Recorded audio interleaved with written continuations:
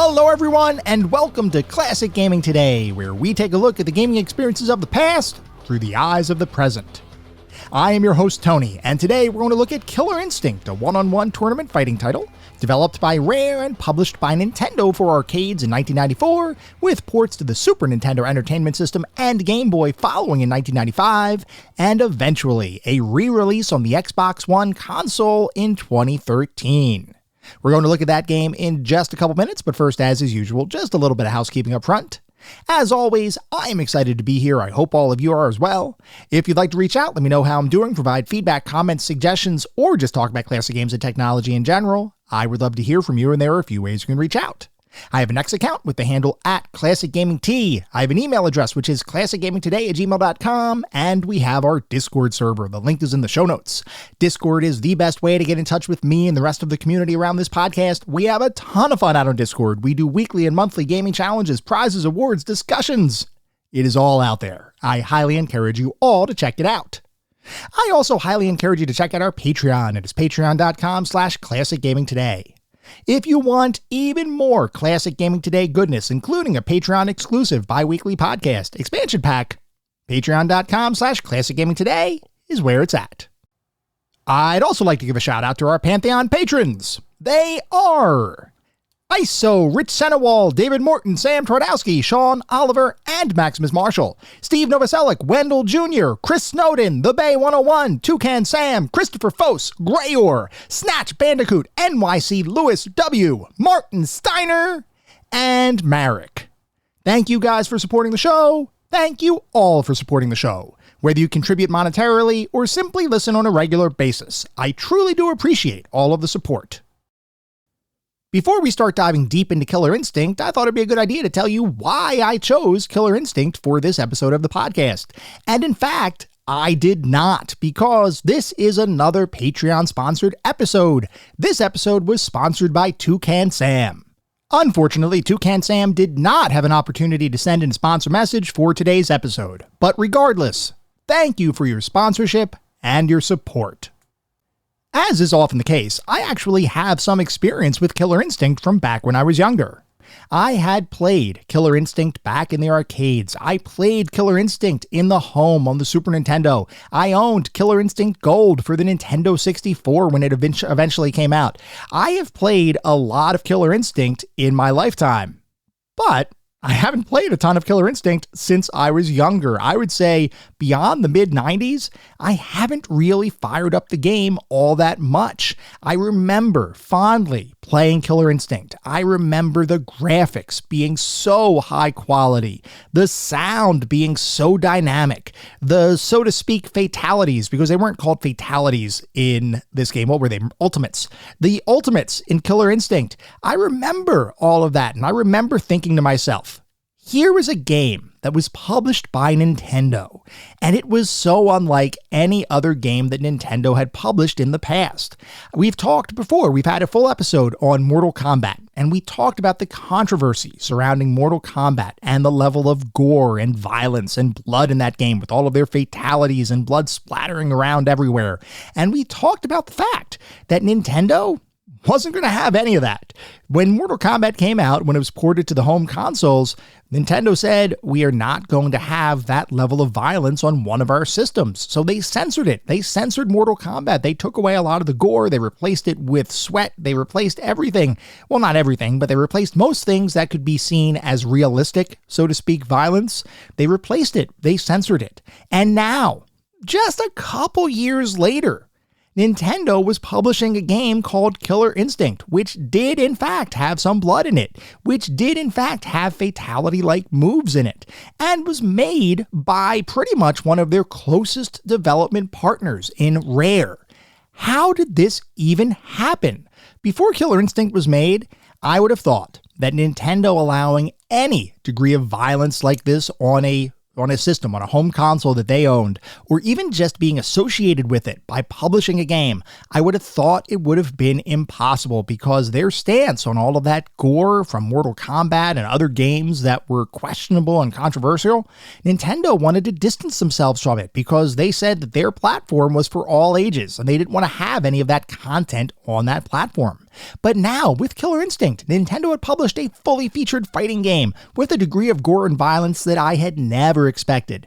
And to top it all off, that game had incredibly advanced graphics that rivaled any sort of computer-generated imagery that you might have seen around the time. The computer-generated graphics craze, by the way, of the early to mid-90s in particular, was insane. And I remember seeing all of these shiny, impossibly detailed graphics that were being generated by computers because there were tons of companies, not just in the video game space, but just everywhere in Hollywood with special effects. All over the place, you started to see this CGI or computer-generated imagery, and it made things look almost hyper-realistic, or at least that's what I thought at the time. And Killer Instinct would employ similar kinds of graphics. It felt like you were playing the future of graphics and just advanced technology. So I have fond memories of playing Killer Instinct when I was younger, and if I remember correctly, I was pretty darn good at Killer Instinct. I played it a ton, especially on the Super Nintendo, which is where I had it at home. And looking at Killer Instinct on the Super NES back then, I thought to myself, there is not another system on the planet that could replicate this, other than in the arcades, which back then, there still wasn't parity between arcade graphics and power and home console-based graphics and power. Rare was doing a lot to kind of shift that a little bit through some of their fancy graphical tricks that we talked about during our Donkey Kong Country episode, and we'll also talk about during today's episode. But the fact is, this was totally different, and I have many fond memories of playing Killer Instinct back when I was younger. My question, though, as I sat down to begin playing the game for this episode of the podcast, is does Killer Instinct really still hold up today as a worthwhile and advanced fighting title? Or was it maybe just a little bit overhyped when it originally came out? Was it caught up in the whole craze of the tournament fighting genre and Mortal Kombat and all of that controversy? Was Nintendo actually trying to grab onto some of that controversy and launch themselves into even more degrees of popularity? That's the question that we're going to tackle today. Our first stop in our dive into Killer Instinct starts with all of you, because we did get a couple of comments out on Discord for today's episode. The first one from NYC Lewis W, who writes, Killer Instinct is next week? I love that game, especially on the N64 as Killer Instinct Gold. Two things. Number one, the dial-up combos were a joy. They took a bunch of practice, but they feel deliberate and reliable and accessible. And number two, the character of Bea Orchid is special. Remember the famous horror novel Ghost Story? Look up the connection between the two. The book, not the awful movie. Thank you, NYC Lewis W, for your comment. I will admit I did not recognize there was any connection between Bea Orchid and any novel out there, let alone a famous horror novel, but I am definitely going to check that out. Thank you for your comment. I've always liked the comments where it's something I don't know about, and then I get to research it and learn a little bit more. So thank you for your feedback. We did get one other comment from Ricky, who says, I loved Killer Instinct back in high school and played it a lot. I had one of those friends back when I lived in the university dorm my first year of uni. A handful of us would play the Dreamcast Street Fighter or Capcom Versus games, and he'd always pop by to play using the cheapest characters and strats while the rest of us just wanted to mess around. One day, we had Killer Instinct on, and he figured he'd pull this same BS, but couldn't wrap his head around the combo system, and also didn't realize I was a bit of a ringer with Fulgore. He was a sore loser as well, so whenever we wanted to get rid of him, we just put Killer Instinct on. It was hilarious. Thank you, Ricky, for your comment. Yeah, I think we've all had one of those friends who just kind of, just wants to watch the world burn, I guess. I don't know how to put it. But yeah, we've all had those kind of friends. I think it's absolutely comical that you used Killer Instinct to put him back in his place. I will say we will be talking about the combo system during this episode of the podcast, coming from the perspective of somebody who hasn't played Killer Instinct in, well over 20, 25 years. It's been quite some time, and trying to get reacclimated to that system, can be a little challenging. But thank you, Ricky and NYC Lewis W, for your comments. It is now time to start diving deep into Killer Instinct.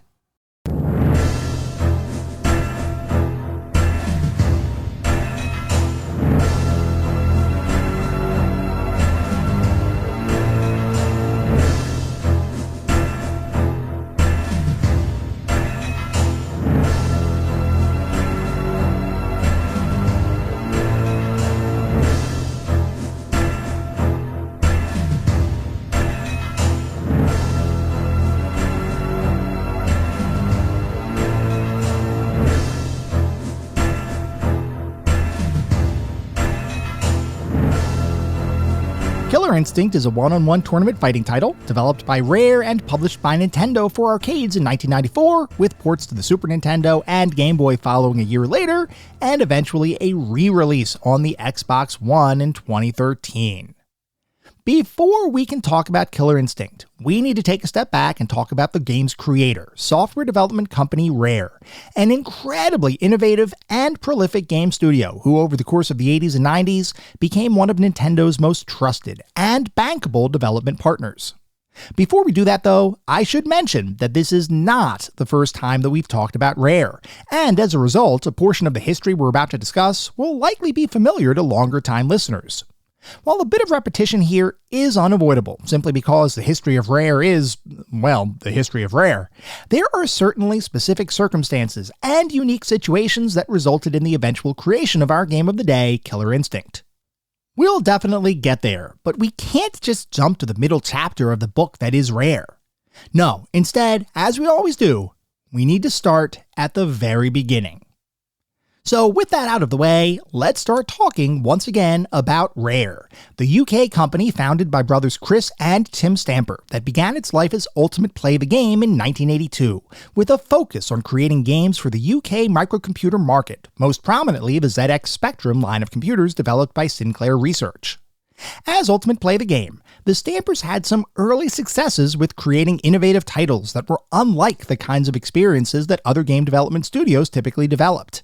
And this concept of constantly trying to create something new and innovative as opposed to stereotypical and derivative would form the foundation of the company's DNA from the very beginning of its existence. Despite releasing some pretty popular ZX Spectrum titles in the years after the company was formed, the Stampers recognized that if they wanted to grow as a company, they needed to expand and diversify beyond the UK-centric, fairly limited ZX Spectrum market. And here, an opportunity would present itself in 1985 that would change the trajectory of the company's future forever. In 1985, software publisher Ocean was in talks to purchase Ultimate Play the Game, along with any related licenses and other intellectual property, and the Stampers realized that this sale was likely going to happen, whether they wanted it to or not. So, they decided to stand up a separate shell company of sorts, which they called Rare Limited, as a means of insulating themselves and their team from any of the corporate politics that were accompanying Ocean's buyout of Ultimate Play the Game, which further allowed the Stampers to sell their share of the company without issue to rival publisher US Gold. No longer tethered to Ultimate Play the Game, the Stampers turned their attention entirely to the formalization and stabilization of Rare Limited.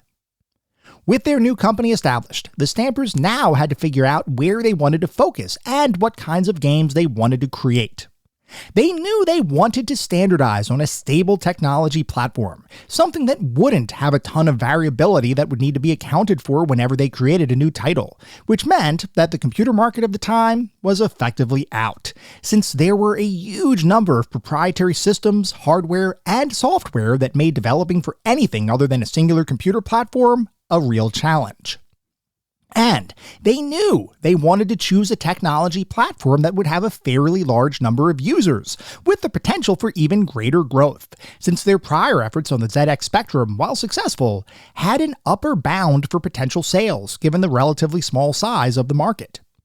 Those factors are what led Rare to begin looking across the broader video game landscape, at which point they started to learn more about Nintendo's 8-bit family computer, or Famicom, home console that had just released a couple years prior in Japan, and was about to make its way to the North American and other geographic regions. To call the Famicom a major console release would be an understatement, as it quickly gained a foothold in the Japan gaming market, and all indications were that it was going to take over the North American gaming market as well, effectively with no competition given the 1983 video game market crash that left companies like Atari on life support. Rare saw Nintendo's 8-bit platform as an opportunity to increase their presence in the market, and were hopeful that they would be able to replicate their earlier successes on a much larger scale, which in turn would make the company more profitable and allow them to tackle bigger and better games in the future. There was just one problem. Nintendo wasn't in the habit of simply giving development kits out to small independent developers, and Rare didn't have the working capital to buy their way into the Famicom ecosystem. So they did the only thing an aspiring group of talented game developers could do. They hacked their way into the industry. Okay, maybe not literally, but in fact, they did sort of hack their way into Nintendo's good graces. For those who may not be aware, when Nintendo released the Famicom, they designed it so that unless you were one of their formal licensees, there was no way to actually release a title for the system, because you wouldn't have the technical tools or software needed to bypass Nintendo's hard-coded copy protection schemes. This was done for a couple of reasons, the most prominent of which was Nintendo's desire to exert control over which video game studios could develop games for their system, as well as a drive to limit the number of games each studio could release in a given year, all of which was an attempt at minimizing the potential of low-effort, poor-quality titles flooding the market and eroding consumer confidence in Nintendo as a company. What this meant was that if you were going to develop games for a Nintendo console, Nintendo itself had to give you the keys to its virtual kingdom. Despite not having a formal agreement in place with Nintendo, Rare decided to import a Famicom system and sat down to effectively reverse engineer the console, bypassing the copy protection that Nintendo had touted as impossible to crack, and creating a series of demos that they hoped would prove Rare's prowess as a technically talented and creative team of video game designers. Rare ended up sending that set of demos into Nintendo, and in an almost unheard of move, Nintendo was so impressed with Rare's work that they offered them a development partnership contract, and even offered to fund all of Rare's upcoming titles, as long as all of those games would remain Nintendo exclusives. For a small company like Rare, that offer was a dream come true, so they immediately accepted Nintendo's conditions and began working more closely together, a relationship that would last for almost 20 years and would see the two companies collaborate on countless all-time classic titles that, even today, many gamers consider to be some of the best games of all time. While Rare's game catalog would continue to grow more impressive over time, perhaps their most significant opportunity came in 1994, which is when Nintendo began facing increased competition in the home console space, spurred on by continued and relentless pressure by longtime rival Sega, and emerging competitive pressures by console industry newcomer Sony. Both Sega and Sony were readying the next generation of home console releases, systems with significantly more power and more advanced capabilities than the major 16-bit consoles of the time, primarily the Super Nintendo and Sega Genesis. Nintendo, for its part, was not taking this competition lying down, as they themselves were also readying their own next-generation console release, which was intended to be a brand new 64-bit console architecture that promised to deliver graphics and gameplay experiences that would blow gamers away. There was just one issue. That brand new console's launch had been delayed, which meant that the Super Nintendo and its now aging 16-bit capabilities had to stand toe-to-toe against the next generation of consoles and games, and hopefully keep Nintendo relevant in the eyes of gamers until their new 64-bit console would be ready for release. To say Nintendo was in a bit of a bind would be an understatement, and the company was in desperate need of a killer title that would keep players and consumers interested in their console, despite the more technologically advanced systems being offered by their competitors. Luckily for Nintendo, they had an ace up their sleeves, which you may have guessed was UK development studio Rare. Like we talked about, Rare, even from its early years, was always focused on creating games and experiences that had never been seen before, and in recent years, they had been experimenting with using high-powered Silicon graphics workstations to create highly detailed and advanced pre-rendered three-dimensional graphics that the company believed could potentially form the foundation of future titles. There was just one issue. Three-dimensional technology in home consoles, especially during the 16-bit era of gaming, wasn't really a thing. And outside of add-on chip enhanced titles like Star Fox, the 3D capabilities for the Super Nintendo were virtually non-existent. But Rare was nothing if not creative, so they developed a process by which they could take pre-rendered, high-quality graphics generated from Silicon graphics workstations and convert them into the kind of lower-resolution two-dimensional sprite-based artwork that systems like the Super Nintendo could display and process effectively. In this way, the Super Nintendo could display graphics that appeared to be far too advanced for the console, when in reality, the foundation of those graphics was the equivalent of a clever behind-the-scenes graphics trick. That trick, however, was incredibly impressive, and after Rare developed their conversion process for turning pre-rendered 3D images into sprite-based graphics, they demonstrated a prototype game to Nintendo in the hopes of being able to use the technology in a future Nintendo title. Well, to say Nintendo was impressed with the technology would be an understatement, and they believed that this might be a way for their Super Nintendo console to remain relevant while the company continued working on their forthcoming 64-bit console. As a result, Nintendo decided to grant Rare their license to make a brand new platforming title, using one of their prized and cherished mascots, which is what led to the eventual creation of the absolutely stellar platforming title, Donkey Kong Country. Using their newly developed technique of rendering high-quality graphics and converting them to two-dimensional sprites, Rare set out once again to create a game the likes of which had never been released to the market, with some of the highest quality visuals that had ever been seen on a home console, independent of the number of bits or underlying processing power that a console may have had at its disposal. Eventually, Rare would complete work on the title, and Donkey Kong Country would release just in time for the 1994 holiday season, following an extensive $16 million marketing campaign that saw numerous magazine ads, commercials, and other promotional items distributed to prospective players, with a focus on showing that Donkey Kong Country was a true next-generation gaming experience on a decidedly current-generation video game platform.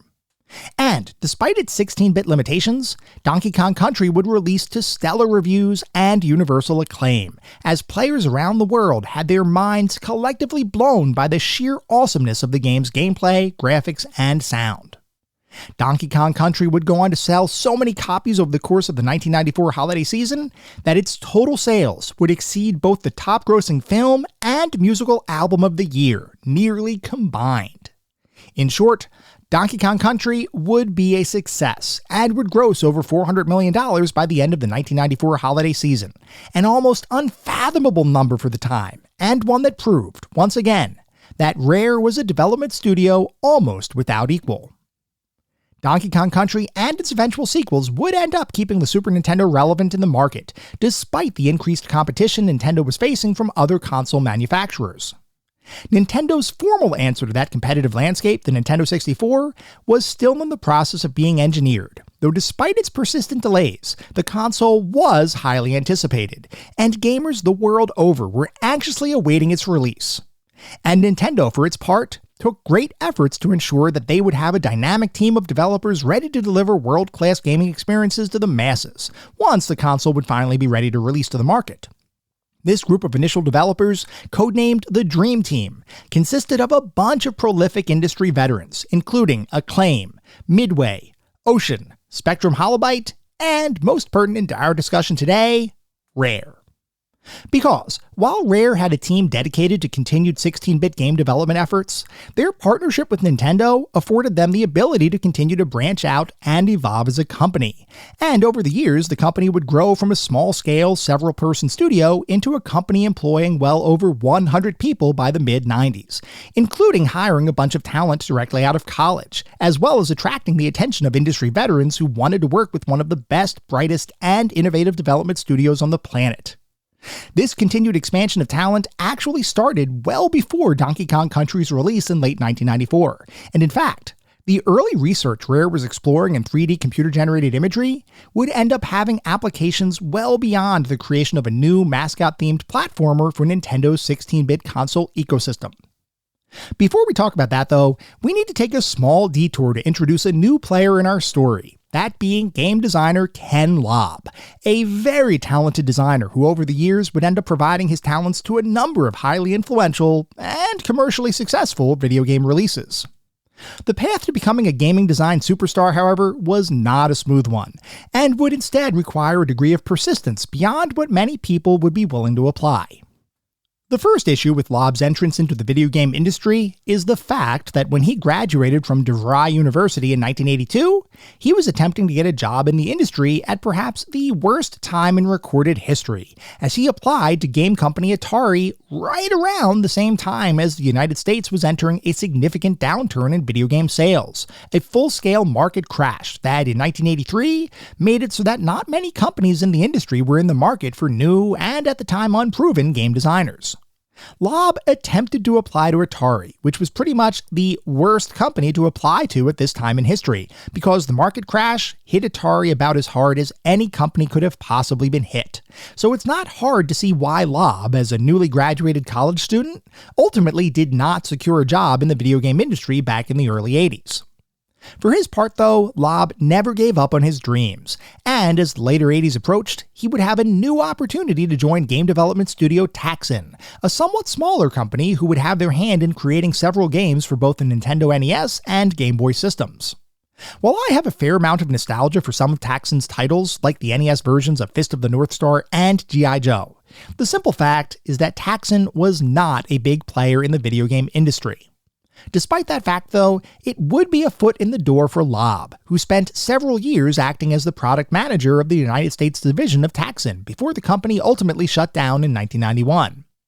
Luckily for Lob, though, that initial industry experience would end up paying dividends, as after Taxon closed its doors in 1991, Lob would have an opportunity to join a much larger and more well-known company, that being arcade gaming giant Namco.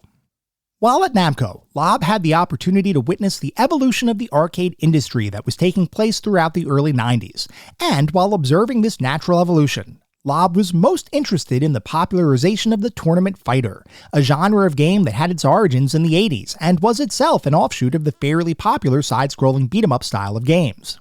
Tournament fighters, while existing in some capacity for years at this point, really became popular with the introduction of two incredibly influential titles, Street Fighter II in 1991, and Mortal Kombat in 1992.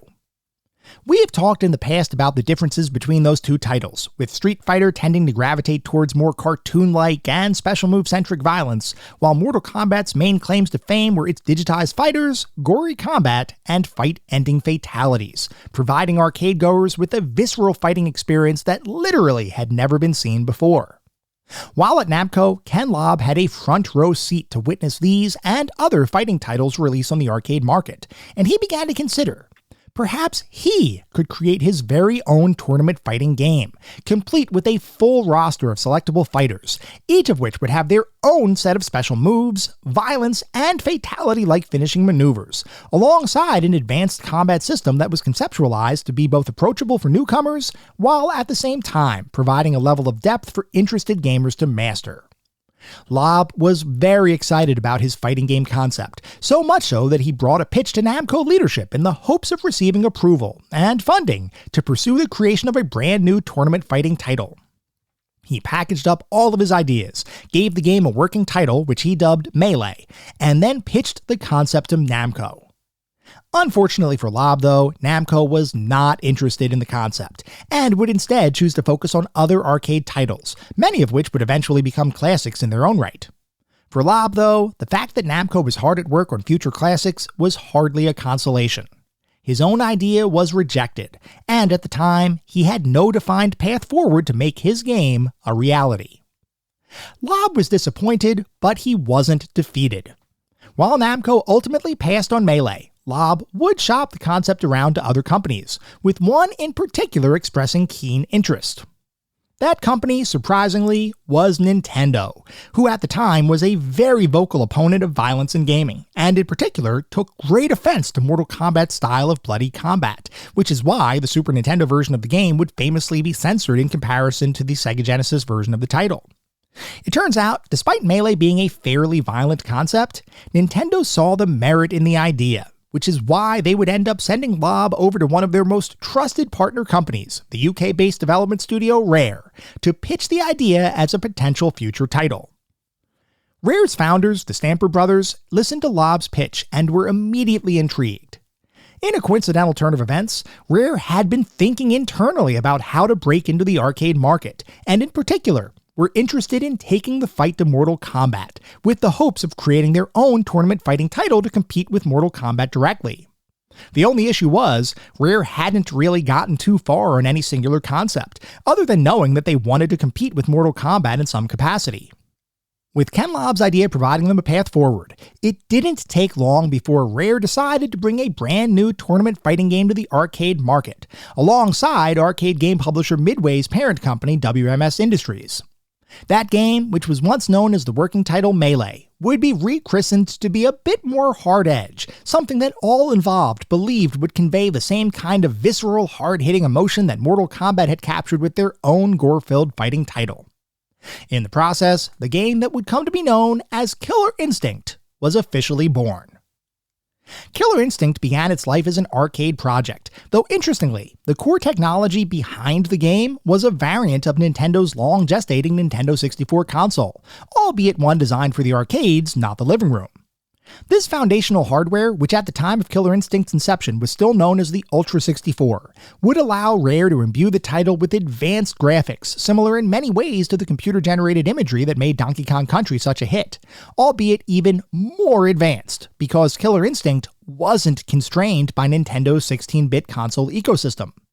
This meant that Rare could pull out all the stops with three-dimensional backgrounds and stages, fully realized characters with detailed artwork, a complex combat system, high-quality music, and, perhaps most interestingly, the inclusion of pre-rendered full-motion video cutscenes and background transitions, which added a degree of polish and graphical quality that not many other titles could compete with.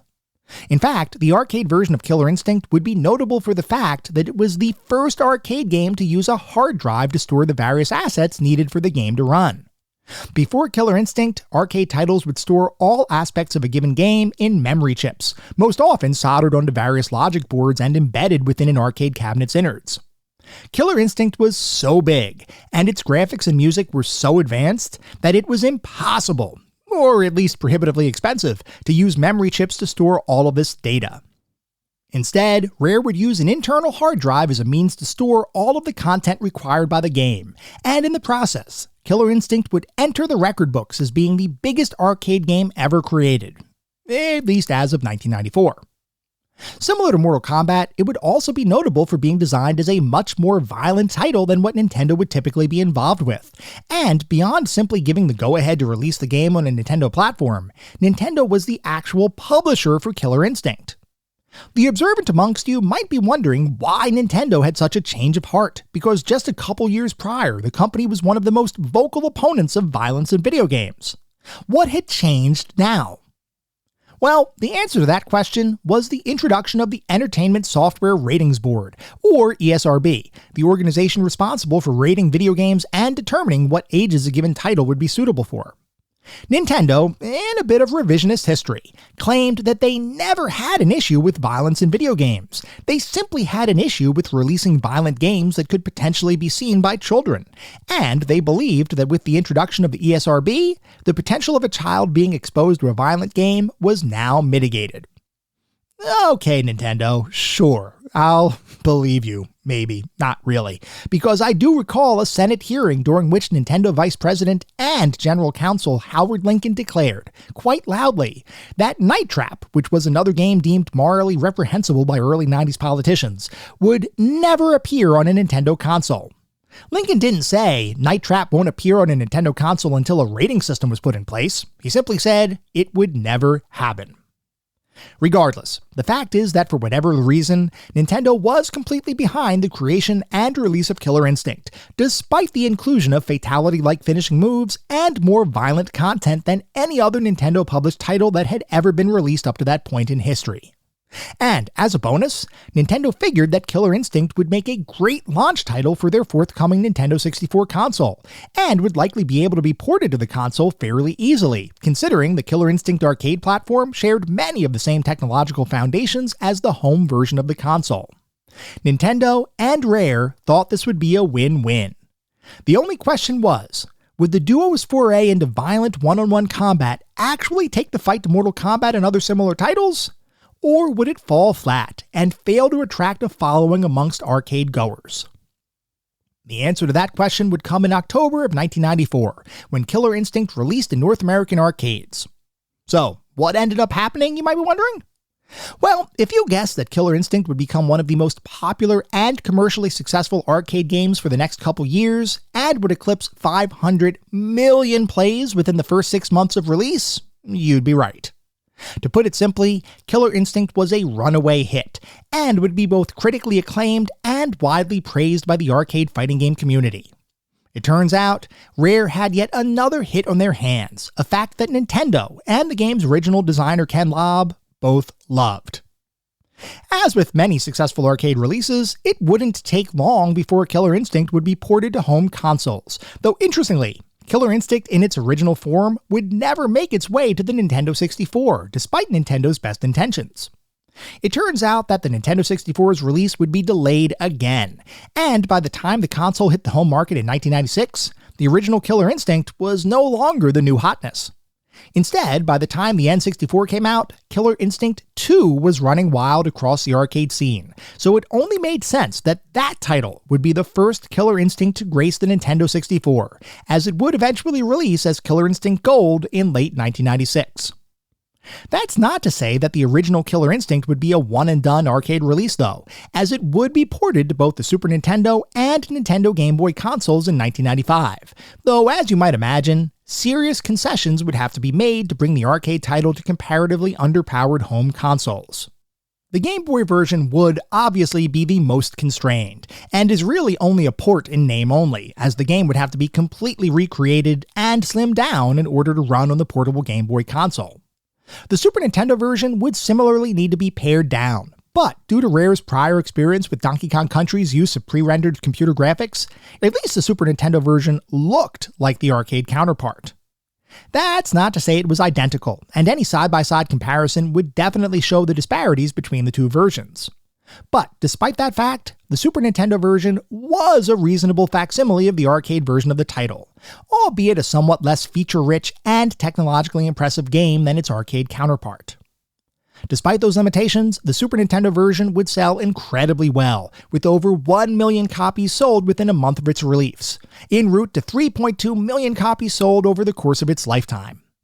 Critics and players alike both agreed. Killer Instinct, whether you were playing in the arcade or the Super NES, was a quality fighting game. In later years, Killer Instinct would be recognized as one of the best games to ever grace a Nintendo console, and even further, would be included in the top 10 lists of many publications' best fighting games of all time. By all accounts, Killer Instinct was a true hit, and as you might imagine, talks of the game becoming a full-fledged franchise were prevalent. After the release of Killer Instinct 2 in 1996, numerous reports would emerge indicating that Rare was hard at work on a third entry in the series, though unfortunately for fans of the game, that sequel would never end up seeing the light of day. Though interestingly, many years later, work on a Killer Instinct reboot would be greenlit by Microsoft, as in the intervening years, Rare had been acquired by the company, along with all of their prior intellectual property not already associated with the Nintendo mascot, like, as an example, Donkey Kong. That reboot would be created under the supervision of original Killer Instinct designer Ken Lobb, and would release on the Microsoft Xbox One platform in 2013, with a number of DLC packs known as Seasons released over the years.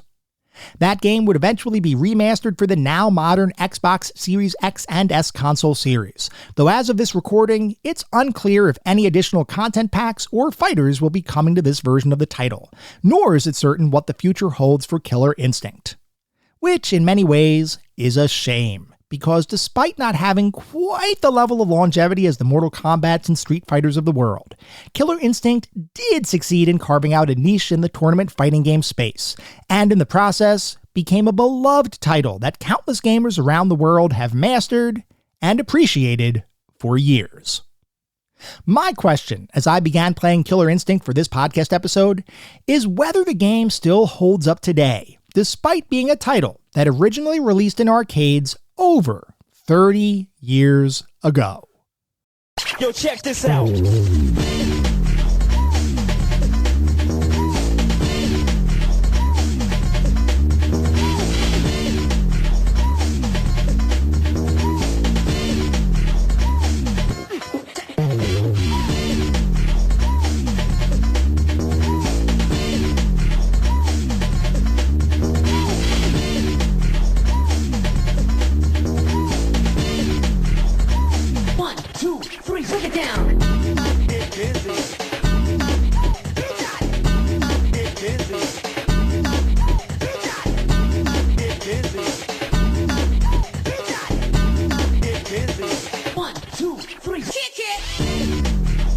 We are now going to shift to start talking about what it feels like to play Killer Instinct today versus when it was released over 30 years ago.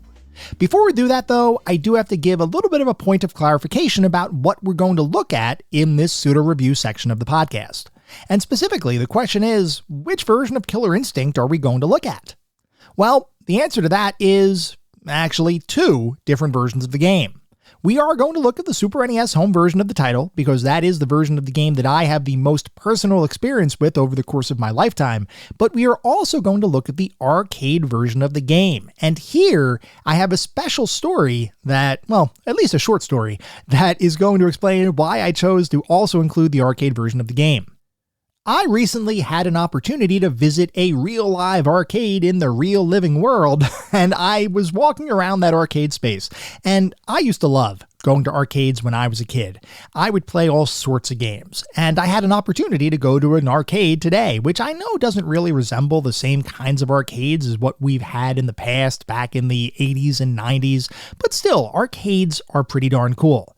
And as I'm walking around this arcade, something caught my eye. I saw, positioned right in the center of a bunch of different arcade cabinets, a real, honest-to-goodness, original Killer Instinct arcade cabinet. And I thought to myself, oh, I have got to play that. Because at the time, I knew that we were going to be doing an episode on Killer Instinct. And I thought to myself, well, hey, I might as well experience the original game in its original setting, on its original hardware, to be able to convey my overall feelings and opinions on the game. At the same time, though, I recognize that there might be people whose main experience with the title was the Super NES version. So for this one, we're going to do a little bit of a combined look. We're going to look at the arcade original and the Super NES home port. We're not going to talk too extensively about all of the differences there because there are some, certainly. Most of them are driven by the fact that the Super NES is just not as powerful as an arcade platform. But at the same time, they are fairly similar, and we're going to talk all about that as we go through the rest of our discussion. Anyway, looking at Killer Instinct just at face value, you would assume that it is just a traditional fighting game. And we've talked about fighting games before, which typically have a fairly sizable roster of characters, each of which have different stages that you'll have to progress through. Most of the time, roster characters each have their own individual stages. You oftentimes have single player and multiplayer built into the game. Each game usually has a specific combat system, and most of the time, these fighting games will have something that they can point at as their claim to fame, whether that's Mortal Kombat with their digitized gory violence, Street Fighter with its combo-based system, or at least special move-based system, and over-the-top graphics, not from a realism perspective, but more from a cartoon standpoint, or even games like Tekken and Virtua Fighter with their 3D-based gameplay. Most of the time, you point at a fighting game or you look at a fighting game, they have something that they say, this is why we're a big deal.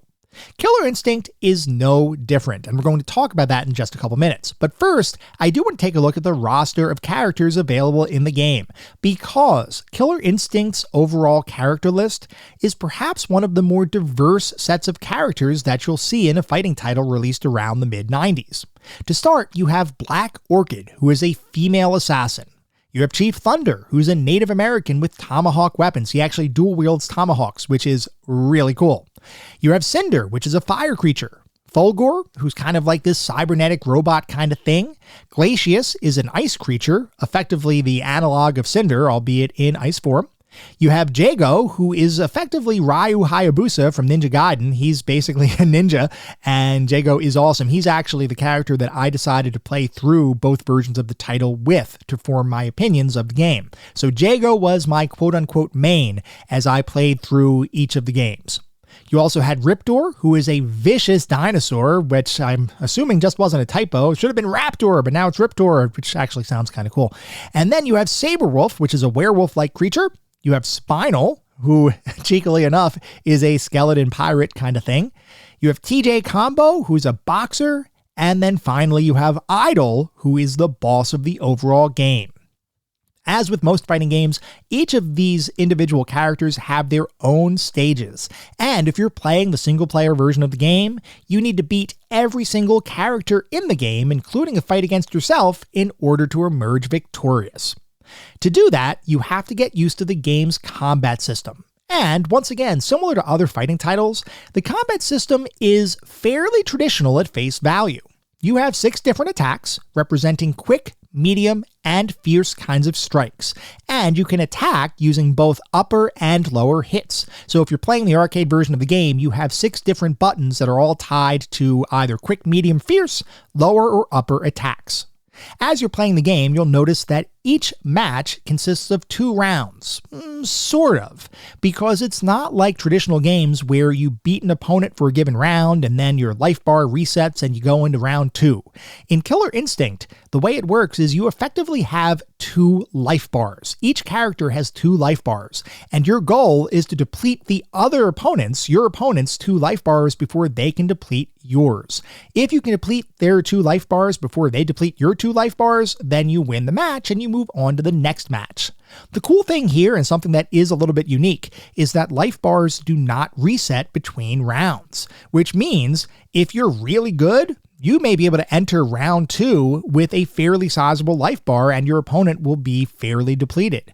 It also can mean that fights can get really, really close, especially if you're near the end of round 2 and both of you have very little hit points on your bar, and then your opponent wins, and then you have to try to defeat your opponent quickly because they have a little bar and you have a big bar in round 3, and then they pull off a combo. We're going to talk all about combos in a second, and they decimate you. There's a lot of drama here, and I do appreciate the fact that they did a little bit of a different kind of thing with the rounds for each of their fights. I also appreciated that if you can possibly beat the opponent or beat your opponent while still being in your first life bar, you will earn what the game calls a supreme victory, which honestly is kind of cool. You also, and this is something that was taken almost straight from Mortal Kombat, you do have finishers included in the game. Now, but here in Killer Instinct, there are multiple different kinds of finishers that you can include, which is an evolution over the traditional Mortal Kombat formula, or at least compared to the original Mortal Kombat title, because Mortal Kombat as a series has increased the number of different finishers to include fatalities, babalities, stage fatalities, brutalities, whatever else. There's a lot of alities in Mortal Kombat. Killer Instinct, back in 1994, was starting to do the same kind of thing. They also included a lot of different combos within the game that almost serve as their own finishers. So if we're just looking at finishing moves within Killer Instinct, you have normal fatality-like ultimates. That ultimate in Killer Instinct is what their fatality-like finishing move is called. You also have ultra combos, which are really long strings of combos of different moves that really look awesome and basically make your opponent just stand there and take a bunch of hits, which can feel good if you're pulling it off, but not so good if you're getting that done to you. There's also stage finishers, and they also include humiliation moves, which basically just makes your opponent dance in place. And I gotta say, yep, that is pretty humiliating. This is, as you might expect, and as you're listening to it, if you've played other fighting games, this is a pretty traditional setup for a fighting game in the mid-90s. But the thing that makes Killer Instinct unique is that, at least from my perspective, Killer Instinct requires dramatically more technical prowess in order to actually get good enough at the game to be proficient. And let me tell you what I mean. When I typically play a fighting game, whatever that fighting game is, and I've talked about this before, I usually play it as a mix of me picking a character that I like. I learn some of their moves. I might learn a fatality or finishing move. And then I mix that in with some random strikes that feel like they might look cool to execute on the screen. And then occasionally just a little bit of button mashing, which up to this point has served me fairly well as I've played different fighting games, especially the fighting games that we focused on for prior episodes of the podcast.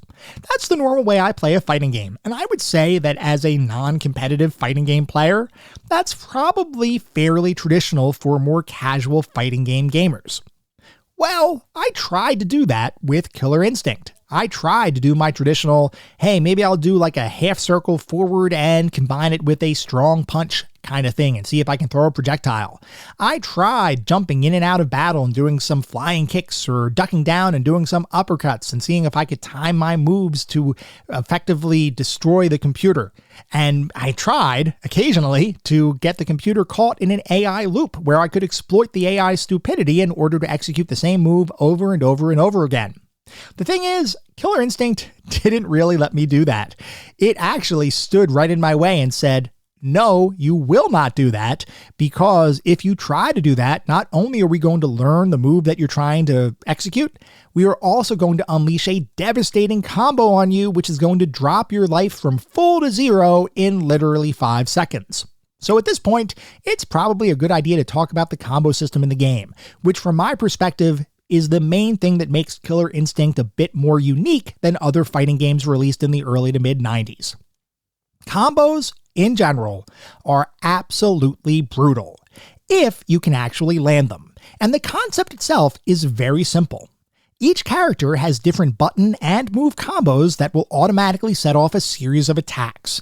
And the cool thing here is that it's not like you have to press a ton of different buttons to execute a combo. You're not putting in 20 or 30 different inputs in order to execute an ultimate combo or an ultra combo. It's not like that.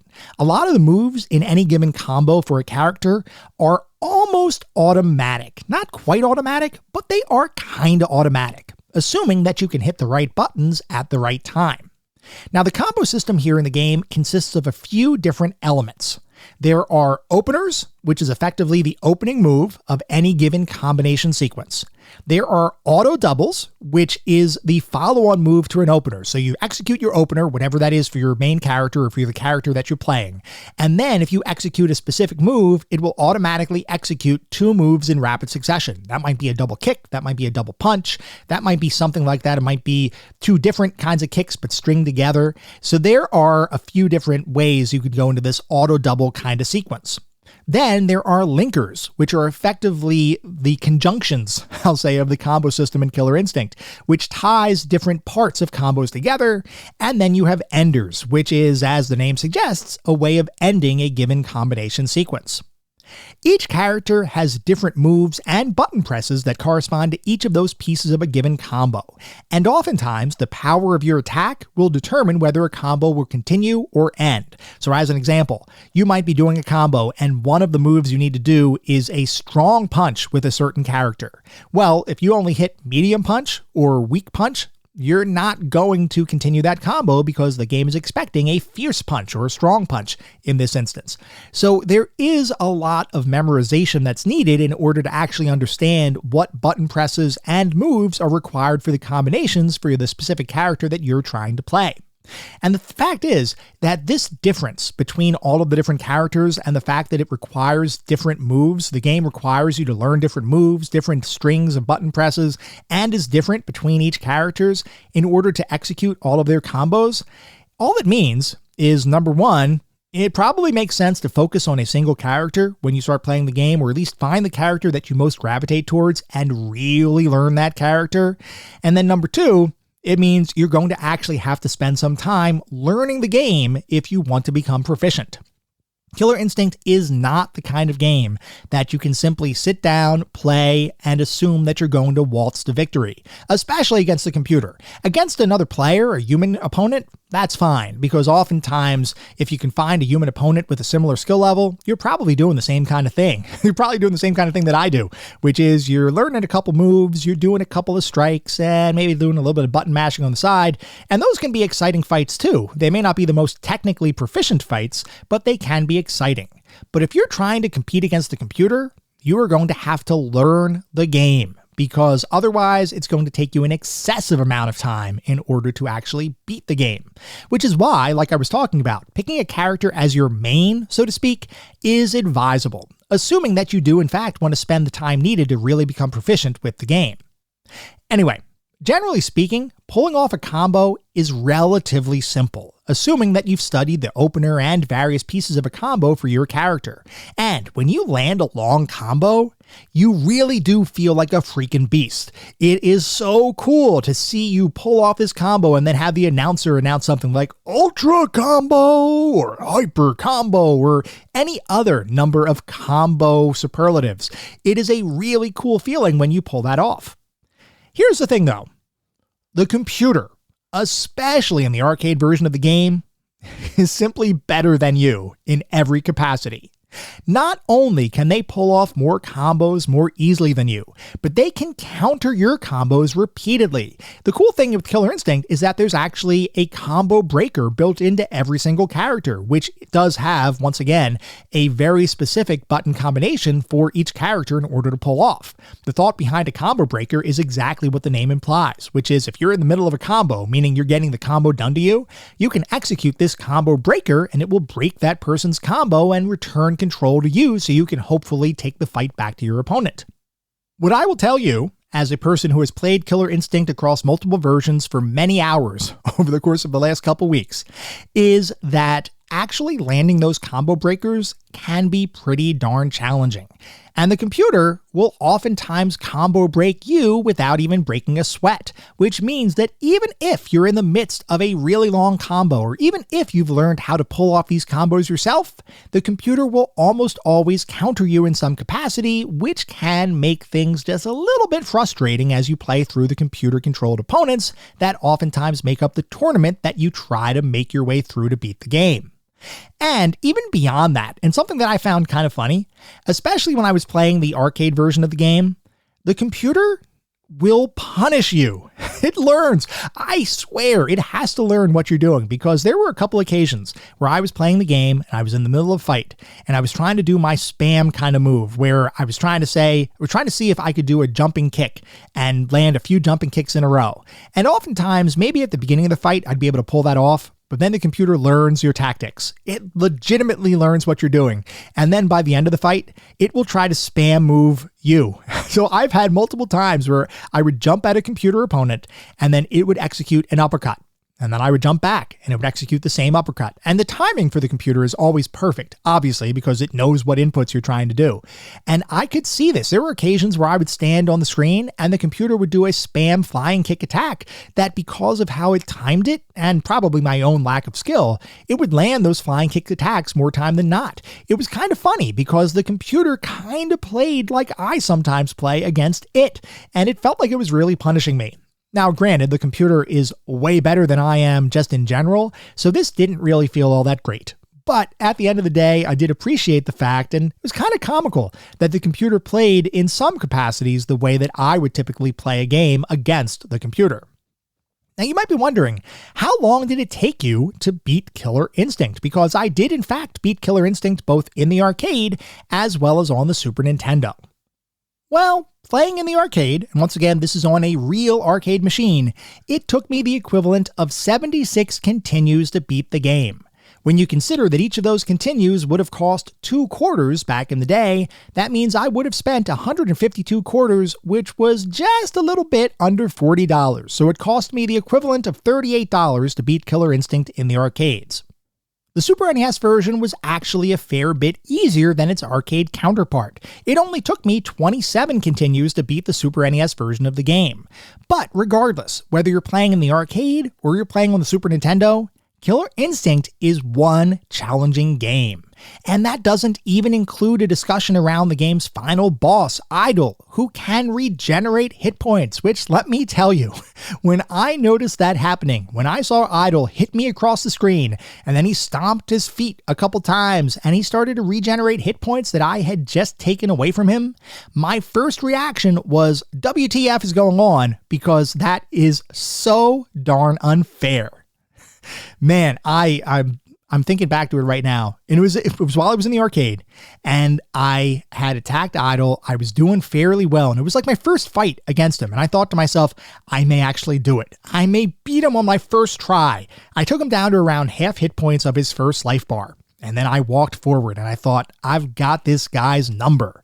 And then he uppercutted me across the screen, did his little foot dance thing that he does, and then he was back to full hit points. And I thought to myself, oh, you little, well, not going to use the words that I uttered under my breath in the arcade, but suffice it to say, I was not happy.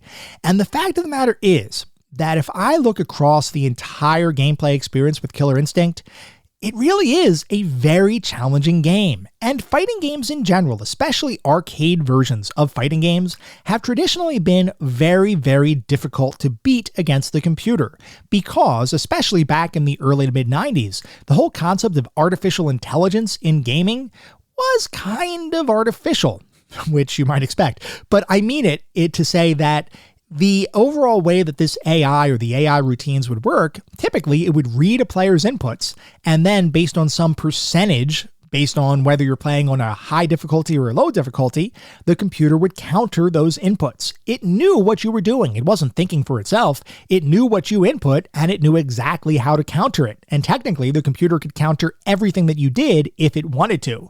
The trick was balancing the difficulty so that the right probability of counter versus getting hit was implemented by the computer to make the game feel like it was actually something that you could possibly win. What I will tell you is that playing Killer Instinct, and once again, I do not know how the arcade was actually configured, meaning I don't know how that particular arcade had structured the game in terms of difficulty, because just like many arcade games, you can set the difficulty in Killer Instinct in the arcade. I mean, you can't as a player, but the arcade operator can get to a debug screen and actually set the difficulty. So I don't know what that difficulty was set to in the arcades. What I can say is that playing Killer Instinct in the arcade especially was a very challenging experience, where some fighters became almost insurmountable challenges, where they would just combo me to death. They would block every attempt that I would make at hitting them or doing a combo myself. And some of these combos, especially in the arcade, once again, the combos were so vicious that my hit points would be decimated. I might have taken an opponent down. I might have had a full life bar, and I might have taken their first life bar down. And then the computer decided to unleash a devastating combo at the beginning of round 2, and I would lose my entire life bar. Now, part of that, you would argue, or could argue, is a lack of skill on my part. And I will admit that I am not the most skilled Killer Instinct player out there. At the same time, though, boy, it was really frustrating. Now, luckily, you can exploit the AI in certain ways, or at least certain characters that the AI controls do have exploitable moves that you can potentially use to turn the fight in your favor. But even if you do that, even if you try to exploit the AI, which I don't condone, but sometimes you kind of have to take the fight to the opponent, but even then, even with characters that can have some exploitable AI, there is no guarantee that you're going to win. Because if you give the computer just a single opportunity to begin comboing you, it can be lights out. Especially for fighters like Riptor and Jago, who from my experience are combo-heavy fighters and can really, really wreck your day. Now, that's not to say the computer is insurmountable, or that the gameplay isn't balanced.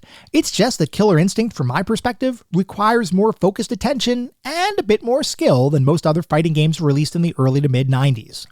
Speaking as someone who typically mixes a bit of button mashing, an occasional special move, and a few spammed attacks every now and then, in other words, a fairly casual fighting game player, Killer Instinct is incredibly punishing, with a pretty high skill ceiling that interested players can explore breaking through. Casual players like me, meanwhile, might have a bit of a difficult time tackling the computer-controlled opponents, because they are, quite frankly, incredibly challenging. Or at least, if the computer decides to be a total jerk to you, I can almost guarantee you will lose your fight, unless you've spent hours and hours learning the intricacies and nuances of your favorite fighters, in which case you'll be on a much more level playing field. Of course, all of that crazy CPU difficulty does go out the window if you have another human player to play against, which from my perspective is the most fun way to experience any tournament fighting game. At least if you get beaten by a human, it's most likely because he or she is simply better than you. Getting beaten by the AI can occasionally feel really cheap, and Killer Instinct does nothing to improve the human versus computer overly difficult experience that has plagued arcade fighting games from the beginning of time. It's not an unfun experience. It's simply a less fun experience than fighting against a similarly skilled human opponent.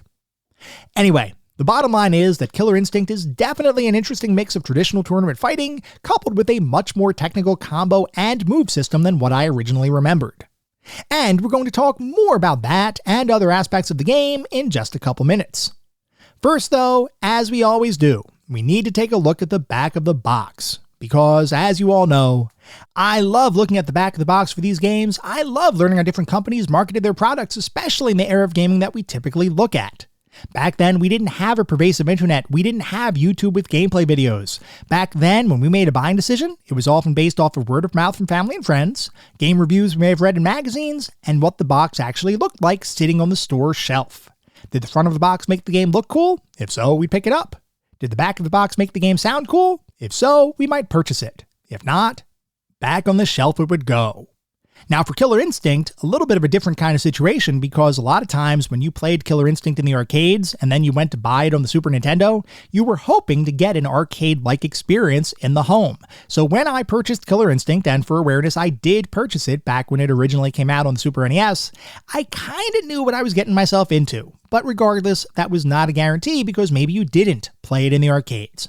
Regardless of all of that, for Killer Instinct for the Super NES, because obviously the arcade version does not have a box, Killer Instinct for the Super NES, the back of the box says, "The king of the killer arcades comes to Super NES." Don't wait in endless arcade lines to play. Killer Instinct comes to the Super NES with action, graphics, and sound that annihilates all other combat games. Fulgor, Jago, B-Orchid, Spinal, and all your favorite warriors contend in the Ultratech KI tournament. Each combatant engages in the KI combo theory of connected moves and finishing attacks to destroy their opponents. With incredible displays of eye lasers, ice lances, wind kicks, and laser blades, these fearless fighters prove their battle prowess. But remember, if you lose, it's 0-0. And then some bullet points, which say, the killer arcade classic comes to the Super NES with astounding graphics and incredible sound.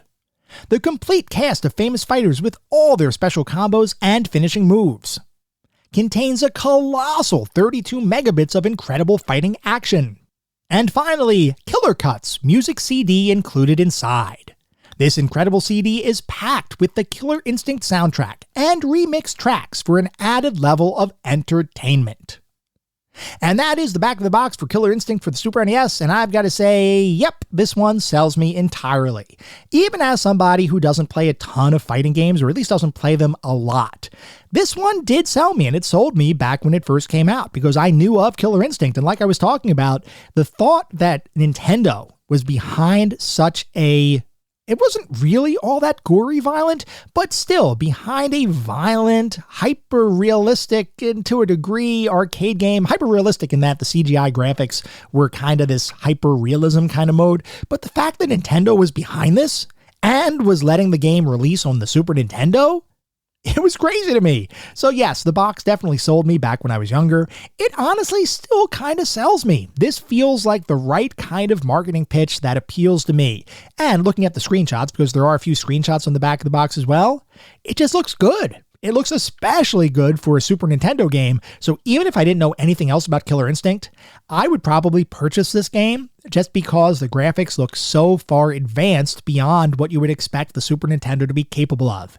This is one where the book can almost be judged by its cover, or at least it certainly influences your buying decision, because the box looks really good. Anyway, we're going to move past the box and start talking about Killer Instinct and the more specific aspects of the game. First, though, I should mention, and I mentioned this earlier, that I played both the arcade and Super Nintendo versions of the game for this podcast. And I also played Killer Instinct Gold for the Nintendo 64. That's not going to factor into our discussion today, but I did play it because I guess I was just in a Killer Instinct mood. And for the Super NES versus arcade version, I'm not going to provide my overall verdict until the end of our discussion. And I'm not going to do a 100% compare-contrast between the two. What I am going to say, though, is that having experienced both, I can safely say that both versions are effectively the same experience, minus some concessions that were made to make the Super NES version actually work. What I mean is I'm not going to call out specific differences as we go through each section of our review. You can simply think of the Super Nintendo version as a good 70% solution compared to the arcade version of the title. The graphics are about 70% as good, the audio is about 70% as good, the controls are roughly similar, albeit with a control pad versus an arcade stick, but there's nothing really egregious as far as differences between the Super Nintendo and arcade versions of the game. The Super Nintendo version is just a bit less good to look at, a bit less good to listen to, and a bit less of an impact-laden fighting experience than its arcade counterpart. And honestly, if I look at the Super Nintendo version as a standalone experience, it's actually amazing that Rare was able to make the game look, sound, and play as well as they did, especially considering the Super Nintendo's relative lack of processing power in comparison to the Ultra 64-based arcade original. So I'm not going to call out specific differences about the game. Everything I say is applicable to both the arcade and Super NES versions of the title. Just recognize that the arcade version of the game is superior to the SNES version of the game in every conceivable way. Anyway, with that out of the way, let's start talking about the more specific aspects of the game, and we're going to start by talking about the graphics. Killer Instinct really looks good. It was a great use of computer-generated imagery for stage backgrounds and characters. It might sound a little bit weird for people who didn't live through this era of gaming, but this feels very much like a CGI demo from the early to mid-90s. Everything was super shiny. There were tons of high details. Very solid feeling characters, if that makes any sense. The graphics just look great, especially in the arcade version of the game. Slightly less so was the SNES version, which, like we were talking about, is just not quite as good looking. The characters are a little bit smaller, the stage backgrounds are more condensed and less detailed, there isn't as much animation going on, any of the pre-rendered full motion video cutscenes, they're not there on the Super NES version, which is pretty much par for the course for a 16-bit title. But independent of that, Killer Instinct on the Super NES looks really good when compared to other 16-bit titles. Rare did an amazing job at making the game look much better than most 16-bit games, very similar to what they had already done with Donkey Kong Country. Overall, this was a phenomenal success from a graphical perspective. Animations are similarly smooth, and motion overall feels great to look at. Now, I will say, though, and like I said, I wasn't going to call out every difference between the Super NES and the arcade, but I do have to say that the Super Nintendo version does lose a bit of the animation details that were prevalent in the arcades. But overall, the motion and movement remains very smooth on both versions of the title. The bottom line, Killer Instinct is an impressive visual achievement, and one that clearly proved that Rare was at the top of their game in the mid-90s. Moving on to the sound and music, all of the audio in the game, from the music to the voiceovers to the sound of each move and impact of each punch, kick, and combo, is pretty much exactly what you would want out of a high-quality tournament fighting title. I will say that from my perspective, the music is mostly forgettable, without any track I would single out as being particularly catchy. This is certainly not like Street Fighter II, where every character's theme is amazing and instantly memorable. I do believe the music works just fine within the context of Killer Instinct's overall package, and listening to the music in-game is pretty darn awesome. Don't get me wrong, the soundtrack is legitimately good, and as I was playing the game and heard different tracks playing, I thought this is one high-quality soundtrack. But interestingly, the music didn't really persist with me outside of the game, other than the main theme, which is fairly iconic from my perspective.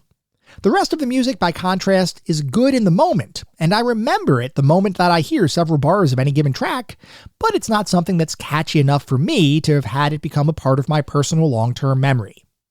That being said, someone certainly thought Killer Instinct's soundtrack deserved some additional attention because a soundtrack CD entitled Killer Cuts was released with the first 100,000 copies of the Super Nintendo version of the game sold in the United States and the first 20,000 copies of the game sold in Canada. While I did personally get Killer Instinct relatively early in its Super NES release cycle, I'm not positive if I got the CD version of the game. I don't remember getting a CD. Actually, now, maybe I did. I have to look back because I do not have that copy of the game on me right now. It's in storage. I would have to take a look. Maybe I did get the CD version. Maybe. I don't know. I'm questioning myself now. But anyway, I did go back and I listened to Killer Cuts today. And as I was listening to it, I quickly came to the realization that this was one of those inspired by, partially remixed kinds of soundtracks, as opposed to music taken directly from the game itself. This is a practice that I personally am on the fence about, because when it comes to video game music, I'm mostly a purist, in that if I buy a video game soundtrack, I want to hear the real video game soundtrack, not some remixed version that sounds like a DJ added some beats and samples to it to spice it up.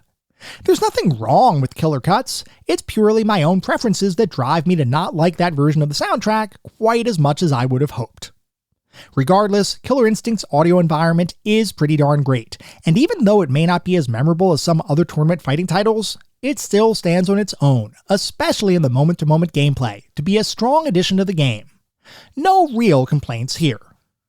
Moving on to the narrative and story, the name Killer Instinct actually comes from the title of a massive tournament sponsored by a company named Ultratech, a high-technology organization that's been experimenting with creating various organisms and creatures, as well as spawning portals that can transport individuals to far-off worlds and dimensions. Within that overall context, a number of combatants throw their hats in the proverbial ring, all in the hopes of being declared the best of the best and winning the Killer Instinct tournament. These combatants, however, run the gamut from typical human beings to interdimensional creatures to created lab experiments by Ultratech itself, to previously thought extinct species who, as you might expect, can potentially tear you limb from limb if you're not careful. Your job is to pick your favorite combatant and pit him, her, or it against all others, emerge victorious, and succeed in being declared the champion of Killer Instinct. So this story is absolutely batshit crazy in the best possible way. This is the kind of story you'd get if you locked a bunch of 13-year-old boys in a room and asked them to design a fighting game using the kinds of tropes and concepts that just scream awesome. And I can almost picture that discussion right now. Let's see. You need a cybernetic robot, obviously. A velociraptor? Yeah, that's a good one. A ninja? Well, of course, need a ninja. Ninjas are cool. A creature made entirely out of fire? Yeah, let's add that to the mix. A super cool boxer with arms that scream steroid use? You know we need that. Anyway, the story here is insane, and the individual character roster that adds to that story is about as unique and varied as you'll ever see in a mainstream tournament fighting title. And honestly, I kinda love it.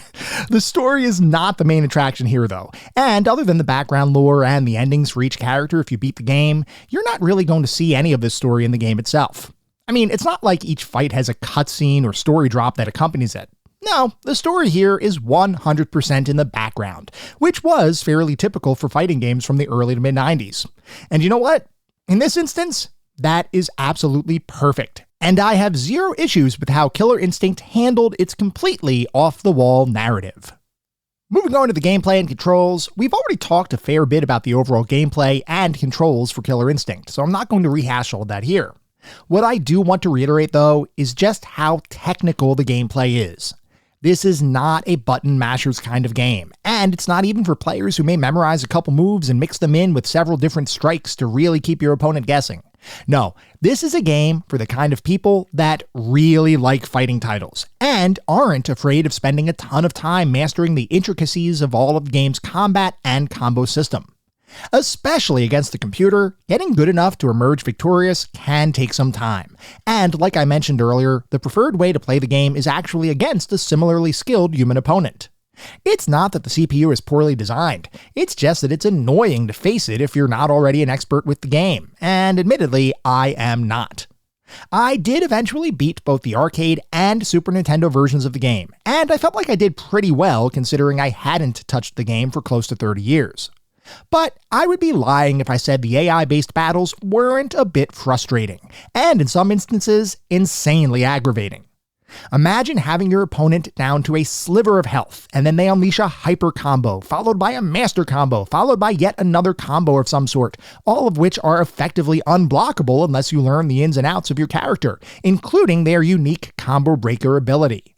Well, if that happens to you, as it often did to me, expect the match to be over, and not in your favor. This happened more times than I would have liked, and it really did feel like the computer's difficulty ramped up the better I did in a given fight, which I suppose might have been intended, but in the moment, felt kinda cheap. Outside of the occasionally high difficulty, which can be irritating, the rest of the game is pretty much a picture-perfect representation of what you would want a side-perspective tournament fighting title to be. And if the computer was just a bit more fun to face, this would have been competing for some pretty high ranks in our overall list of games that we've discussed.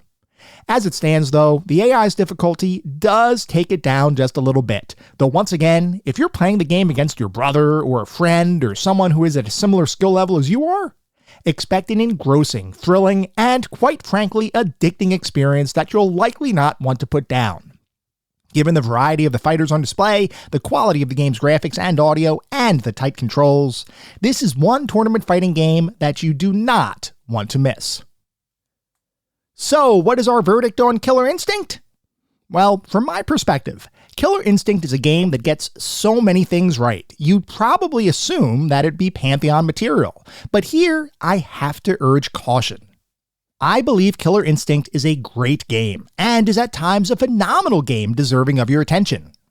At the same time though, unless you have someone else to play against, you're going to need to get really good to have the same degree of fun when playing against the computer. I know that games from around this time used artificial intelligent computer combatants, and they were oftentimes artificially intelligent, with the ability to read your inputs and then react accordingly based on the difficulty level you might be playing at. Killer Instinct does nothing here to make me believe that its computer combatants aren't cheating in some capacity, and because of that, it does drop down a couple spots in my eyes. Not enough to make me dissuade you from playing it, but certainly enough to give me pause as I decide how highly to rank the game. Ultimately, the computer combat is just irritating enough to prevent Killer Instinct from reaching the hallowed halls of our pantheon, but is still 100% deserving of its spot in our list of golden oldies.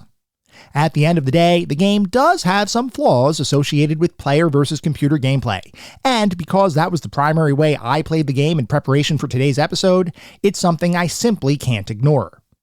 I have fond memories of playing Killer Instinct against my brother 30 years ago, and I have no doubt that if he and I were to fire up a few rounds of the game today, it would remain as fun as it ever was. Playing against the computer, however, loses some of that luster, which is ultimately why Killer Instinct misses our pantheon, but is still absolutely deserving of a spot in our collection of golden oldies.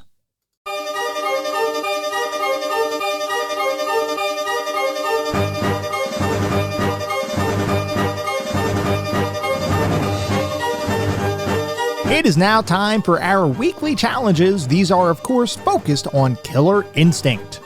Your first challenge is to make your way to the third round of the tournament. If you do that, if you make it to the third round, you will earn 1 coin. Your second challenge is to pull off a brutal or better combo, which means a 6+ hit combo. Pulling off combos in Killer Instinct can be simple, but they can also be kinda tricky. If you can pull off a brutal or better combo, you will earn yourself 2 coins. And finally, your final challenge is to beat the game as any character.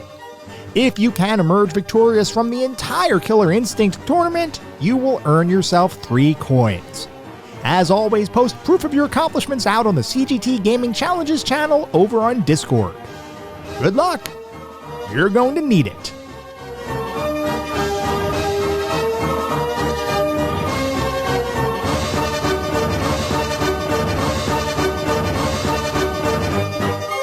That was our episode on Killer Instinct. I hope you all enjoyed listening to it as much as I enjoyed creating it.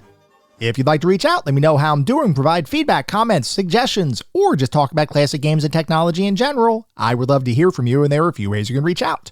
I have an X account with the handle @ClassicGamingT. I have an email address, which is classicgamingtoday@gmail.com, and we have our Discord server. The link is in the show notes. Discord is the best way to get in touch with me and the rest of the community around this podcast. We have a ton of fun out on Discord. I highly encourage you all to check it out. I also highly encourage you to check out our Patreon. It is patreon.com/ClassicGamingToday. If you want even more Classic Gaming Today goodness, including a Patreon exclusive bi-weekly podcast expansion pack, patreon.com/ClassicGamingToday is where it's at.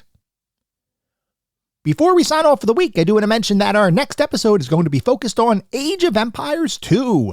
So definitely write in if you have any thoughts about that one and get your comments featured on the show.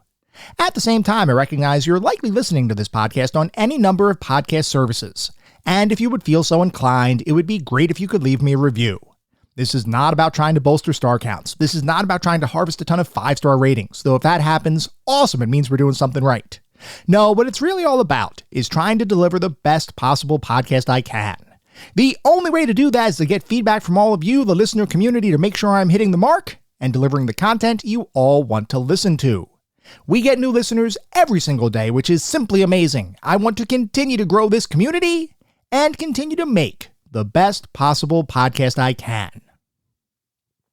We'll be back in around a week with our next episode focused on Age of Empires 2. Until then, remember, sometimes the games of the past are just as good, if not better, than the games of today.